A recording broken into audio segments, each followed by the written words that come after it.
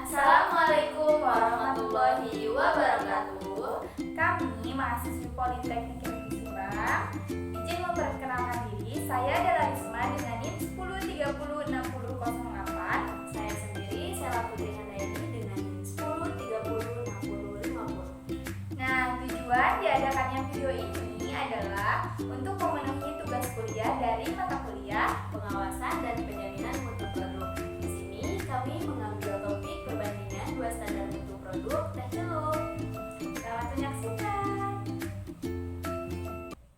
Baik, sesuai dengan topik yang sudah kami sampaikan sebelumnya bahwa kami akan membandingkan dua standar, yaitu standar nasional Indonesia dengan standar ASEAN pada produk teh hijau. Nah, sebelum kita memasuki pada topik utamanya, alangkah baiknya kita mengetahui terlebih dahulu definisi dari standar nasional Indonesia. Apa sih SNI itu? SNI merupakan standar yang berlaku secara nasional di negara Indonesia. Nah, standar ini ditetapkan oleh pemerintah untuk diterapkan pada berbagai hasil produksi yang dibuat oleh masyarakat Indonesia itu sendiri, baik produksi perorangan maupun sebuah organisasi atau sebuah perusahaan.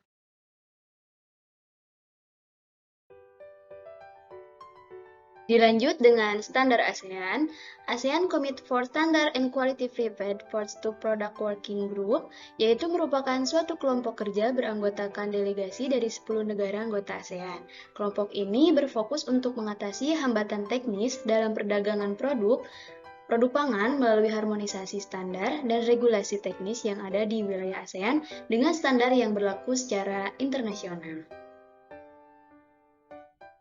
Baik, setelah mengetahui secara garis besar standar-standar yang akan kami bandingkan, kali ini kita masuk ke topik utamanya, yaitu membandingkan dari kedua standar tersebut. Nah, untuk standar mutu pertama yaitu dari SNI mengenai teh secara fisik. Nah, pada mutu SNI ini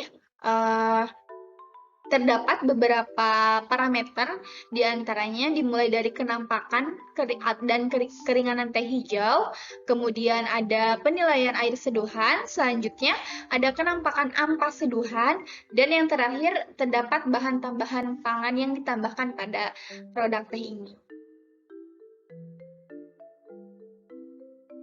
Selanjutnya, standar mutu SNI teh secara kimia. Di sini ada parameter mutunya yaitu kadar air, total abu, abu larut air, abu tak larut asam, alkalinitas abu, serat kasar, dan polifenol. Kemudian ada standar mutu dari standar ASEAN mengenai produk teh secara fisik. Nah, pertama itu ada poin bersih, praktis, bebas dari benda asing yang terlihat. Kedua ada bebas dari warna tambahan dan rasa tambahan. Ketiga, kering dengan kadar air tidak lebih dari 7%. Kemudian praktis, bebas dari kontaminan, praktis bebas dari hama dan kerusakan yang disebabkan oleh mereka yang mempengaruhi penampilan umum dari produk teh tersebut.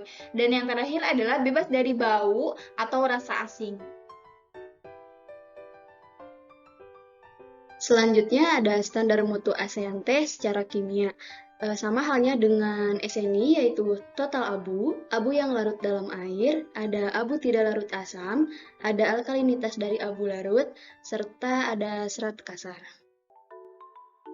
Baik, setelah mengetahui dua perbandingan standar antara SNI dengan standar ASEAN, maka dapat disimpulkan bahwa terdapat perbedaan standar mutu SNI dan standar ASEAN ini sendiri dari secara fisik maupun kimia.